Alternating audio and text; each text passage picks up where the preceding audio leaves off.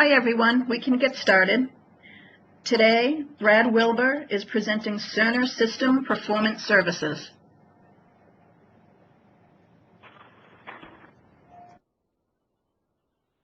Good morning, everybody. My name is Brad Wilbur. I'm the Technology Practice Director.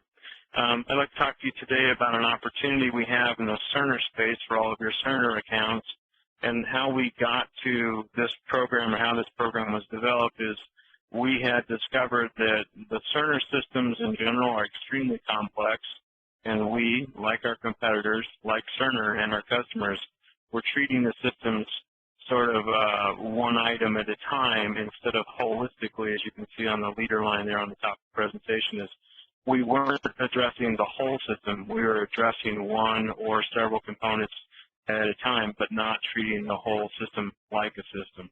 And so what we did is we put together a talented team.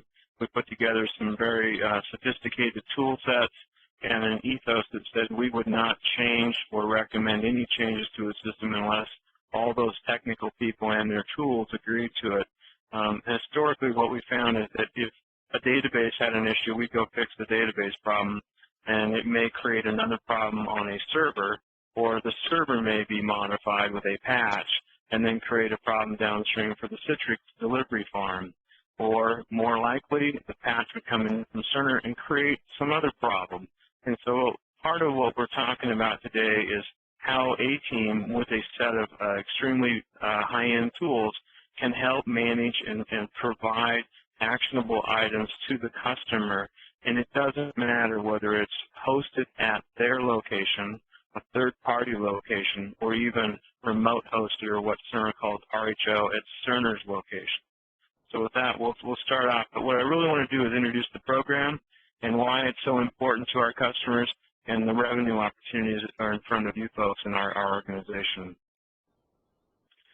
So Cerner is a very complex system, and people buy it because obviously they're trying to provide better health care to their customers, provide better billing, and it's a huge cost. It costs them money to buy the software, the hardware, the networking costs, the endpoints, all the computer systems downstream, and then of course the staff training. Staff is very expensive, and to train them along the line. So a huge commitment by the organization just to build and maintain a Cerner system, as we'll talk about a little bit more. Hey, Brad, I lost you. You still there? I am still here. Hopefully other people can still hear me.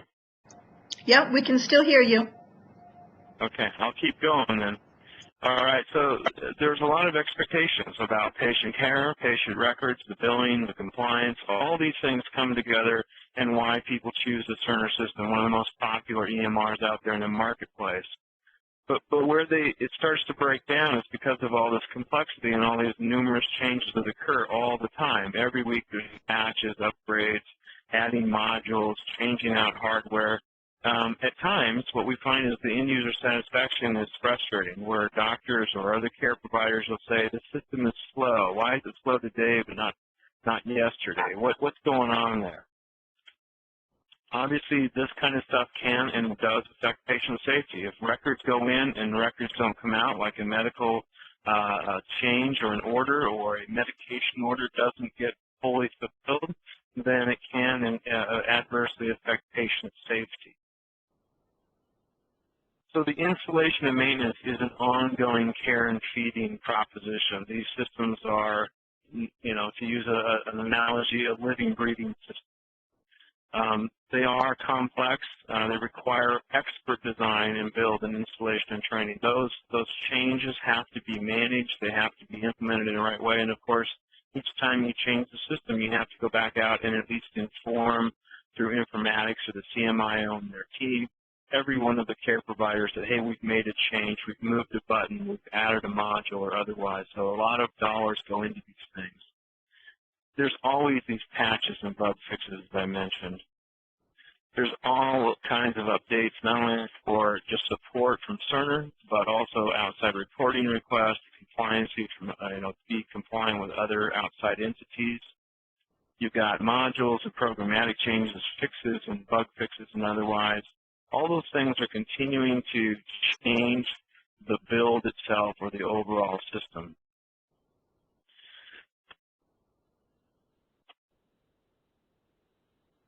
And again, because of the complexity, you're completely dependent on Cerner and or the staff at the location. If any one of those people starts to change or rotate out, it can create a disruption in the overall flow of change and the consistency of the change.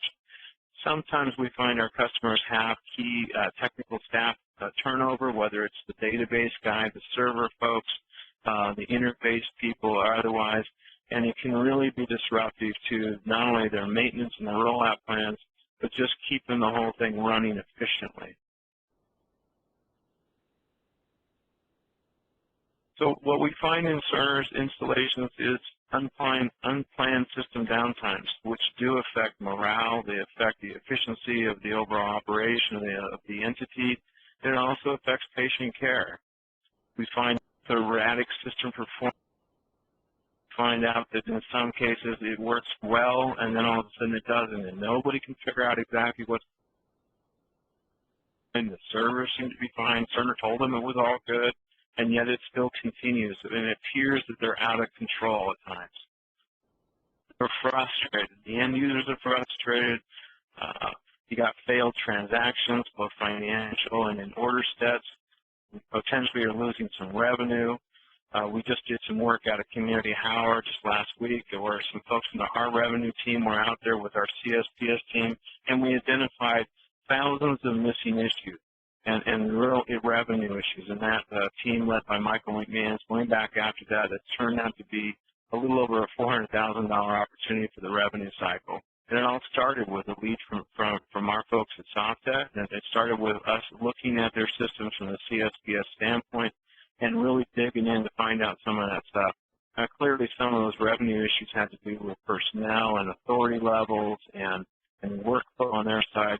But part of what brought out was our ability to dig into the system and bring some of this information about the technical side forward, which then pointed to where some of those revenue issues were at. Again, you've got care provider complaints, the system's erratic, I can't log on, the screens are slow, it's inconsistent, keeps coming up. There are process issues that do come forward. We find application build issues where they're missing a piece or they're missing a patch that they didn't apply. What the heck's going on there? This is where it really gets ugly. We start finger pointing between personnel or vendors.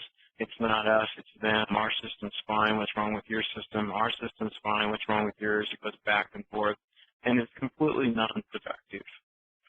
So fixing one problem oftentimes creates another problem in these complex systems. Again, if you're treating a symptom, you're not treating the problem. The problem is the whole system. You've got to treat these things in their complexity. One big thing. Again, this is what we keep hearing. Why can't we control the system? Why doesn't Cerner control the system? I thought Cerner was in charge of this thing. Well, they are, but they're when you really get into the fine detail, it's basically we keep the system up and we keep it patched. They're not necessarily promising performance. They're not actually promising perfect stability. And so they're living up to their contract with the customer, but they're still providing erratic performance, and they're still providing some anomalies with what it's really doing. And that's where this team brings that information forward for the customer. Provides them an internal team, and in some cases their external support teams, actionable items, including RAs back to Cerner, when they're actually telling Cerner, you need to change this, and here's exactly why. As Deming said, and we all probably went to business school to learn this, if you don't measure it, you can't manage it, right? And so what we go is from reactionary, what's happening to us, to managing it in a very tight loop. Every week we look at what did we recommend for changes, what were the outcomes of those changes, and now what should the new changes be every week. So we move into a position of trusted advisor to our Cerner customers where we are on the phone every week talking to them about what is the system doing and what were the changes last week and how did they affect performance. And so we're out in front of it. One of the things we did with Adventists, we'll talk about them in a minute, is they were getting ready to do a big upgrade. We went in there with the CSPS team and showed them that they should not proceed they got their database in the right shape and in the right position to take the upgrade to move forward. So again, we're looking at the whole system, and our goal is to empower the customer. We are not a competitor to Cerner. We are there to help the customer. Cerner sometimes perceives us as being in the way or in their business, but again, if Cerner can convince the customer that everything's perfect, even though it's not, then everybody's happy. When we show up and we prove the system's not right and we prove exactly where and why, those actionable items, then we're actually helping the customer, our customer. And I believe that's our true focus in our business, is to help our customers run their business better, efficiently, and in a more stable way that helps not only their care providers and their overall financial operations, but ultimately, how does it help the customer, their patients? How do we help them provide better patient care? The system cannot do it if it's dropping orders or is creating instability or creating erratic performance for the care providers. It's slowing them down and providing care to the patients. So who is the CSPS team? Well, they're Cerner application experts. They're technology experts. They're using sophisticated tools, including SoftTech's toolset, one of the key components of its overall operation. We've got advanced training. We actually work with SoftTech and develop not one, but 2 training tracks where everybody on the CSPS team has not only taken those classes and those training, but they've also passed certification classes. So working with SoftTech, we've been able to develop internal and now external training for SoftTech that all people inside the CSPS program must take and must pass to be even qualified to do this work. It's that combination of talent, tools, and processes has become the CSPS team. They're designed and built and reported, and they provide this kind of level of quality to our customers. Again, we're looking at the whole system with a team that represents all parts of the system. This whole thing starts out with a baseline assessment. You can see in that center circle there. We come on site, we perform a baseline of their overall operations, we make initial recommendations, we review what happened to those changes moving forward and what comes out of that, what were the positives and negatives of those changes, and then we go into a repeatable weekly cycle. So we're constantly involved with the customer, we're in the driver's seat for knowledge, and we're viewed as a trusted advisor. So it allows us to become more embedded with your customers, helping you as an AE see what's going on without having to wait for the call or making the call to the client to say, how are things going? We're there to help advise you and the client, but it keeps you in a position of knowledge. These are some just data points. You don't need to read all this stuff, but what these are is they're actionable items. Talking about like a database in the lower right hand, simply what the cache is a memory storage location. If it's not big enough, the system's going to run slow or erratically. This is detailed stuff below the waterline, so to speak, where most people aren't even looking. But if it's in the way, if all of a sudden you go from a 4-lane freeway to a 1-lane road, you understand that because that's common knowledge to you, that all of a sudden you have a choke point. Well, the same thing happens in a system, in a networking system. The server could be slow because the network card that becomes the on-ramp to the network is configured wrong or incorrectly. You can see in the middle there where we actually found out where they thought they had a failover for a system, it wasn't set up correctly. So if they had needed to fail over, it would have, no pun intended, it would have failed. It would have not done its job. This is where we dig into the detail about the build and the current system and really provide, again, the client with some real clarity about what's going on. So the good news is we've been doing this a long time as Max IT and Vitalize and now Leidos. We have a huge Cerner business. There are 807 Cerner sites in the United States. And it's plus or minus, I think it's actually up from this number.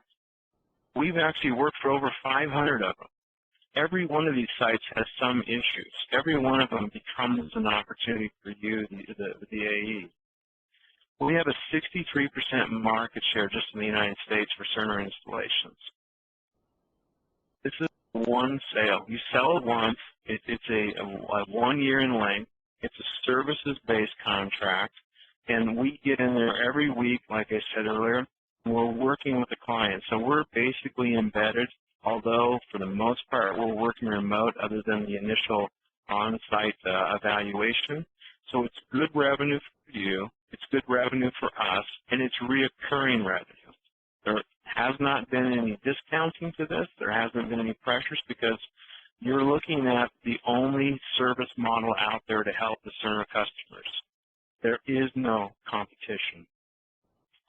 It produces monthly reoccurring revenue, and what we're selling is just the auditing and the making recommendations. Every one of these opportunities should and does produce collateral additional revenue for all of us.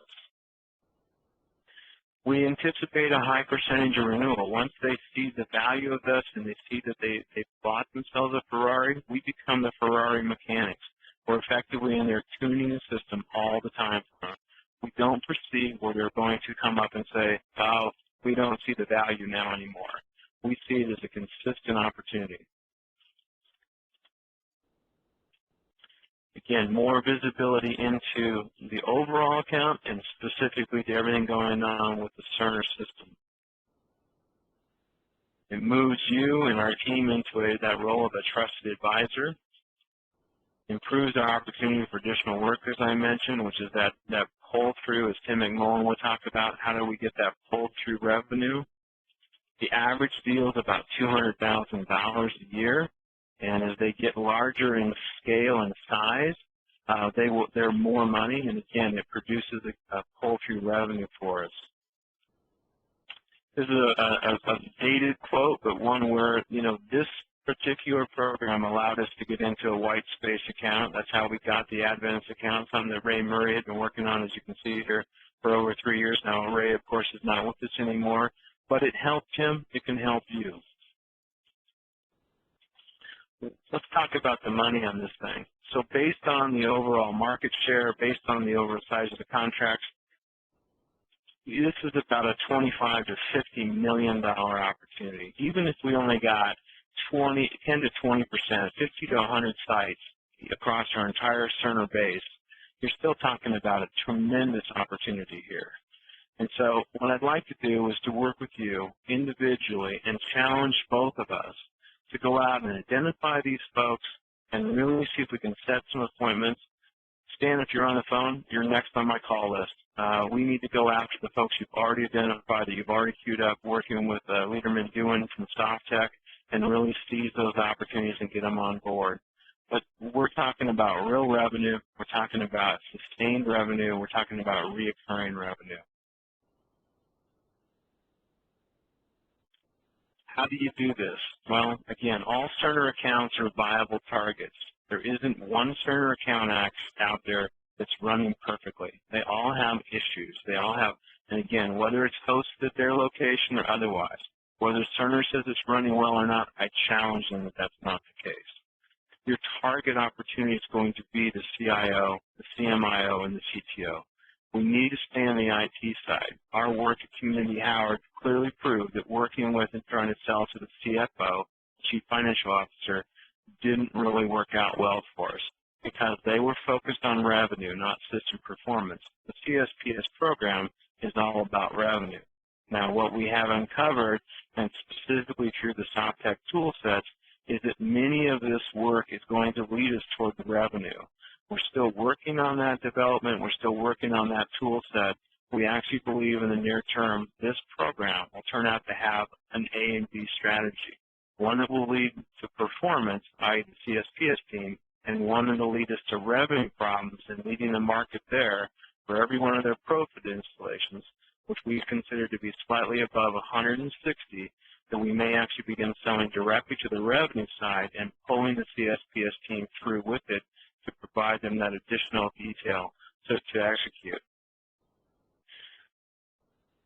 So You sell it once, you get paid for a year, high percentage of renewal rates, and better access and control of your customer. These are good things.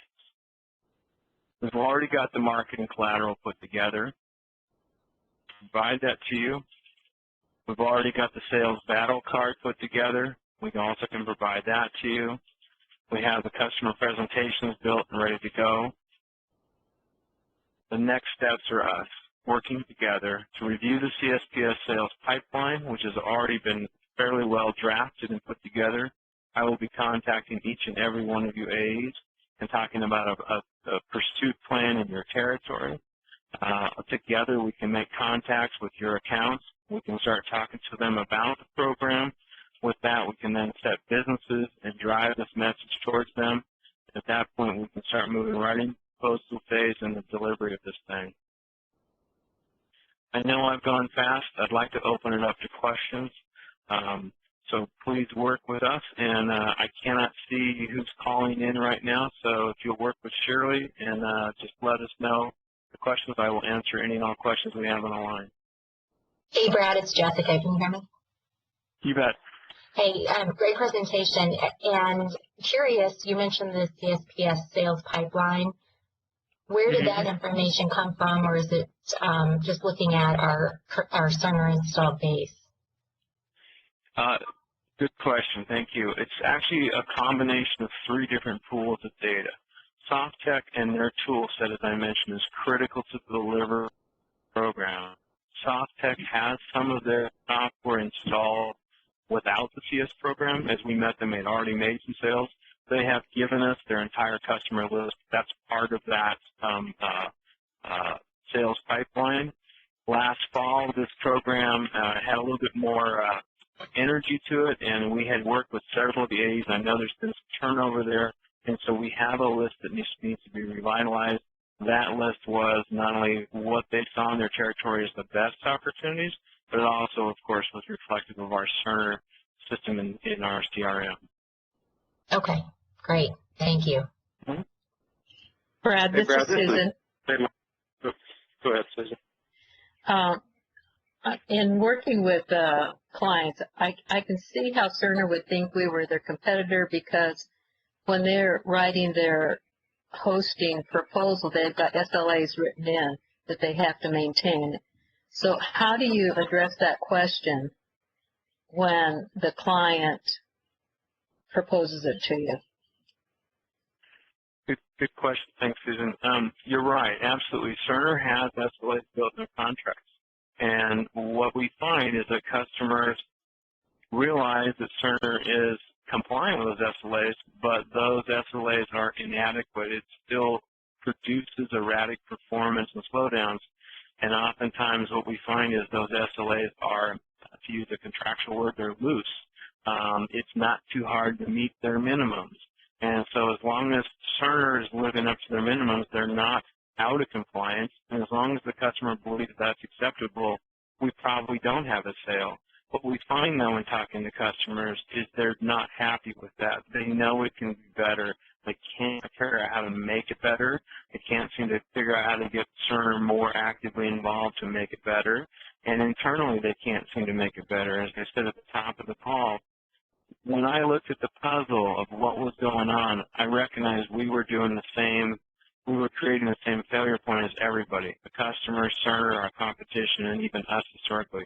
We kept treating the symptom and not the problem. We kept treating one thing and not everything. And so you're right, there's always going to be some pushback there. But ultimately, if the customer is dissatisfied with what they're getting now from Cerner and based on their combined effort internally, we have a chance, we have a shot at making this work. And as we bring on more customers and get those reference cases, I think it will be easier and easier for us to move forward. But I will need the help of the A's individually to work with me on individual accounts to figure out how and where do we position this thing so we can make that sale. Thank you. Next question.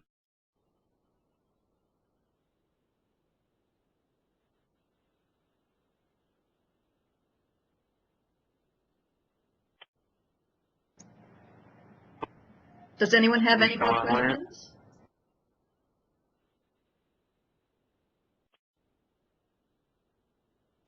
Dan, do you happen to be on the phone? On the call? Yes, I'm on, Brad. Dan, I know that I owe you a whole bunch of stuff, and I'll just publicly apologize for not getting to you as quickly as you deserve, but understand, as I said earlier, you're at the top of my list. Tell me a little bit, if you would, from the field, how you're positioning this and what the reactions have been for the customers, because I think your peering aides are trying to connect the dots, and they're trying to figure out how come, if this is so good, how come we're not selling more of it, and how come, or what are the reactions going to be, what will be the pushback that Susan brought up from the customer. Could you just take just a minute and tell us about how the customers received your messaging in your meetings and support you received with SoftTech? Well, yes, thanks for the opportunity, Brad. Yeah, basically my messaging has been very similar to what you presented, just because I've spoken with you and Dan Clark quite a few times about this, and I've approached almost every one of my Cerner clients in my territory.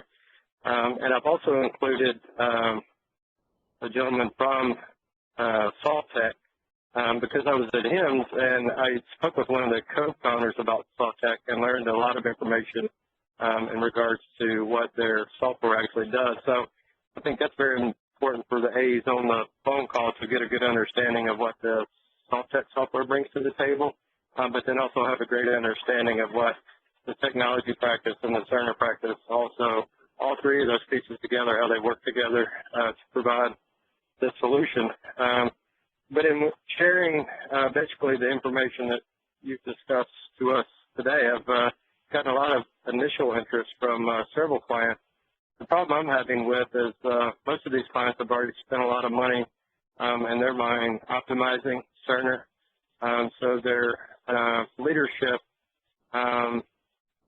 is having a hard time releasing more funds to help, further optimize their Cerner environment. So the biggest challenge I'm having right now is us being able to show an ROI for the Cerner, our CSP offering. So, yep, can you hear me? Dan, I personally cannot hear you anymore. Are you still there? I'm here. Anyone hear me? I hear, Stan, I can hear you. Yes. So I'm getting call? interest from the clients, but they feel like that. I think Brad is the one that can hear. Brad, can you hear now? I'll just add a couple of closing remarks. So what I've done is reach out to Brad to hopefully provide me some ROI information from a couple of clients that we've worked with. I think one at Venice, and there's another more recent client that we're doing a... I'm not able to hear anybody. I give up.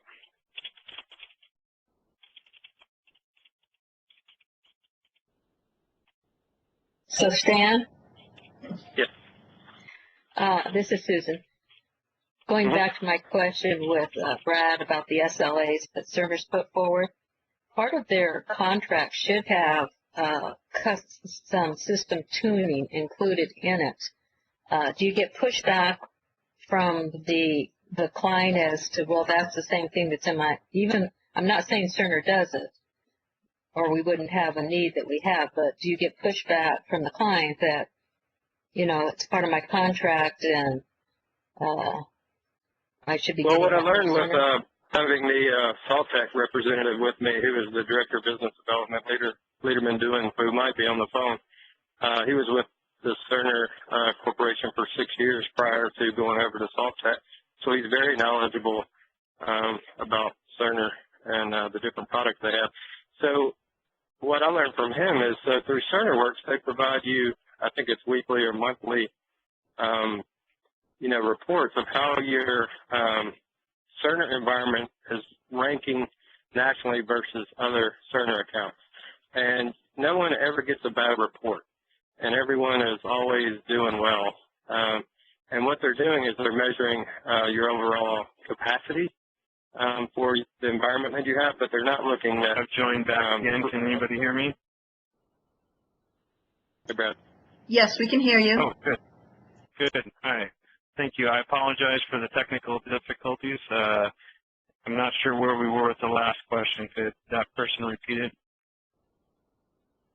Well, Stan's been giving us an answer, and I'm interested, Stan, to finish your comment. Yes. Okay. So they're basically comparing Cerner hospitals to other Cerner hospitals, and they always paint a rosy picture that, yes, compared nationally to other accounts similar to yours, your capacity is doing well. You're in the 80th percentile.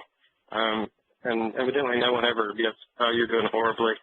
We have some issues. We're going to fix them for you. But what we're able to do with our program is actually delve deeper than that and look into what they refer to as throughputs and not just capacity. Me not being a technical person, Brad now being on the phone. Brad, you might want to, if you could tell the audience the difference between the two and what we provide outside of what Cerner works, the reports that they provide the client. Thanks for that, Stan. I apologize again for the technical difficulty, but we do become the Cerner customer, our customer's advocate to Cerner. We help hold Cerner accountable for errors and things that they need to do to change it. We also are their advocate to provide better than adequate or normal contractual SLA performance. As you pointed out, Stan, Cerner will oftentimes tell the customer, oh, you're doing just fine, and yet the system's still perhaps even crashing, not just slowing down back and forth, but they may actually have dramatic problems. Well, Brad, do we have some kind of, this is Susan, the questions that I'm getting at are kind of to hear what your responses are when we get the standard feedback from the client that it's in our contract. Do we have something that we can get our foot in the door to prove to them that they are having issues versus having to put a contract together that is an annual service? Let me see if I'm on track with what you're saying, Susan. Do we have like a try and buy program? Do we have a demo program? Do we have something that can come in and say, here's a quick analysis or, you know, just to see if we have a quick baseline? Is that what you're referring to? Yes, it is. We have talked about that. We have not deployed that kind of a model like that. And I guess I would think that maybe people on this phone call would be interested in that and supportive of that. Has anybody got any specific ideas? I mean, let me ask you specifically, Susan, since you asked the question. What do you think would help prove the value of the system for the customer? How would that look, that sort of that demo, that assessment, if you would? How would that look to you? It would be an ability to go in and say, okay, we just did a snapshot of your system performance, and these are the areas where we think we could help tune it to give you X, Y, and Z system performance improvement. Because if I'm looking at it from a client perspective, you know, I've negotiated a contract with Cerner, I've got my SLAs in place, I've got my requirements for system tuning on a, you know, annual, biannual, quarterly basis, whatever it is. So, and I'm being told by their statistics that I'm performing at 80%. What's the bait or the hook to get me to open up to say, well, let's try this? Okay, no, that's great comments. So if I came to you, and I know you were a former CIO, if I came to you and said, I could put together a quick snapshot of your system and show you, if you were that CIO, what would make you want to go, oh my gosh, I don't have enough people or enough tuning going on here? What would compel you as a CIO to say, I would want to buy more services to keep my system going well? What would those kind of triggers be? Would it be speed? Would it be failed transactions? Give me some ideas of what would compel you as the CIO to say, I want that. Well, the biggest complaint they get is speed. And the way Cerner measures their response time is based upon not only the transactions of the end users of signing off and changing screens, but, maybe opening up a document. So the way they get around giving you the exact slowness of the system is they take a bigger picture versus the individual picture. So if you could give me a snapshot and you could say, based upon your cache or your the not having large enough database for transactions to take place, we think we could speed up your individual response time, and this is why. Let me show you the statistics, and this is where the response time is impacted. I, as a CIO, would say, well, that's a complaint I have on a regular basis. I'm willing to try that. And I'm keeping you in that role as CIO, Susan. Would you be willing to allow my team to come in and put tools on your system to give us access to your network to perform this test? Yes, I would. And is that worth money to you, or do you think as a CIO that should be a free test, free trial? I would not pay you to do that. Okay. Because you're selling me something, so show me. And if you can show me benefit, then I'll pay for it. Okay. And that's what I would write into I'd write that into the contract that, if you do something that is $5,000-$10,000 and I agree to use your services, then when you put your proposal together, I pay for the initial assessment at that time. So let me see if I'm tracking with you, because I think this is a really good conversation. You would allow me as the CIO to come in and do the assessment. You'd expect that assessment to be free. You would give me access to the system to do the assessment. And you're saying in that initial proposal, I would say, if you want to move on, you want to buy it, that at that point in the contract, I would charge you for the assessment? Yes. Okay. And there wouldn't be any expectation or obligation for them to sign the contract if they just say, well, that's great, I can see you produced a lot of value here, but I still don't want to proceed. We wouldn't ask them to say, if we can show you 5 good things that you're required to buy, right? That's not your logic, right? No, that's not my logic. And I wouldn't do a complete assessment initially. I would just do a mini snapshot to what their interest. And that way your cost could be minimal. Okay. Since you're kind of on the line there as CIO, what would you hope to come out of that assessment? Either a report card that says, there's nothing we can find, it's all good, or a lot of dramatic and grievous kind of problems. Is that what you're thinking? It's one or the other? It's not sort of down the middle of the road? I even think a down the middle of the road would be beneficial because the things that you've identified, the 3 areas, that you've identified, I'm not sure how much work goes into, doing that initial system internal assessment for tuning. But if you, just even showed me one and you said, okay, we have these 3 areas that we do the full assessment, we investigate. Let me just focus on this one and show you all of the information that I can come up with that's going to benefit you. And I come back and I go walk them through 3 things, I'm going to say, well, let's do the whole thing then, and I'm going to buy it if you've shown me value. In your buying decision logic, how much value do I have to produce? And I'm looking for like a ratio. If I show you you're missing a transaction or missing, the speed of your performance, I'm assuming you're going to say, look, I'm looking for a 3-to-1 payback ratio. I'm looking for a 5-to-1 payback. Yeah, can you quantify that in any way? I mean, I don't think it's going to be a dollar for dollar equation, right? I'm looking for some magnitude, correct? Well, sometimes it's not just dollars. Sometimes it's user satisfaction.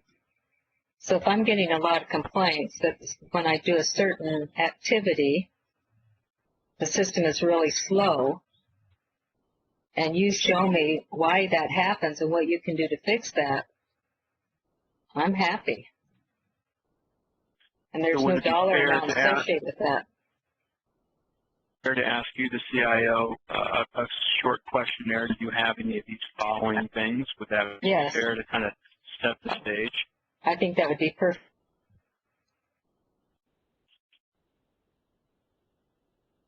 In fact, that may be, you may not have to do Susan, you anything. still there? Yes, I'm still here. I'm Am I saying still that may, online? yes.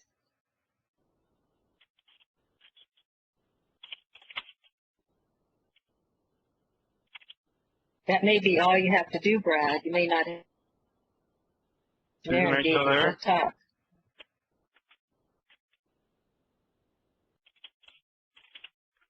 All right. I wanted to Stand comment by. I'll also log back in. already have the SoftTech software, which allows us to get some insight. It doesn't obviously allow for an on-site assessment, but we are able to find a lot just from the use of the SoftTech software that might already be in the facility, because I think they have about 700 hospitals that currently utilize that software. And that may be what we need to get our foot in the door. What I was going to say before Brad dropped off is if you have the assessment due with 10 things, questionnaire, and I answer yes to 5, and you tell me how you can benefit me on those 5, that may be the selling point. You may not have to do anything else.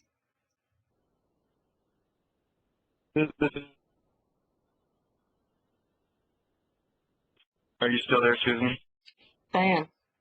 Okay, I'm sorry that I dropped off again. I'm having difficulties on this side of the link. You were talking about user satisfaction when I couldn't hear you anymore.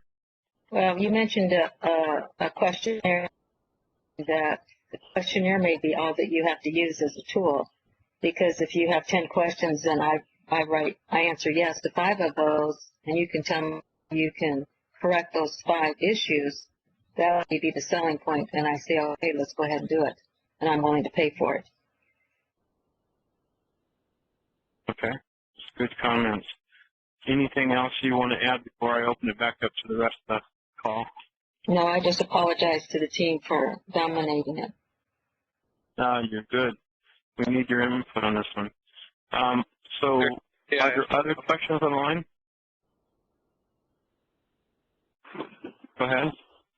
Brought up the fact that it would be very helpful if we had some type of white paper from the 2 other clients that we've worked with that we could utilize and show clients. That's something I've been asked from now by 2 or 3 clients. I don't know if that would be a possibility to put together. Okay. Are there other questions or comments from anybody else?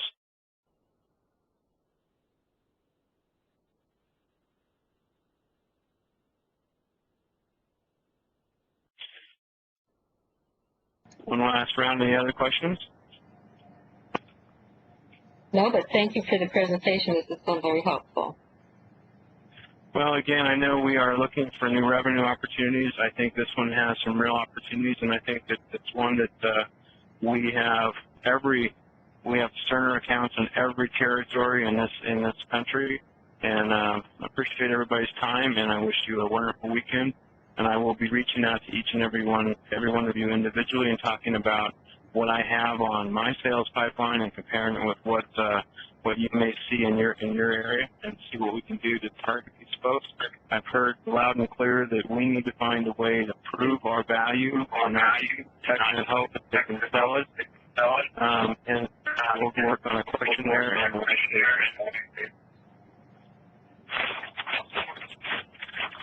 Okay, thank you, everybody. thanks, everybody. Have a good weekend.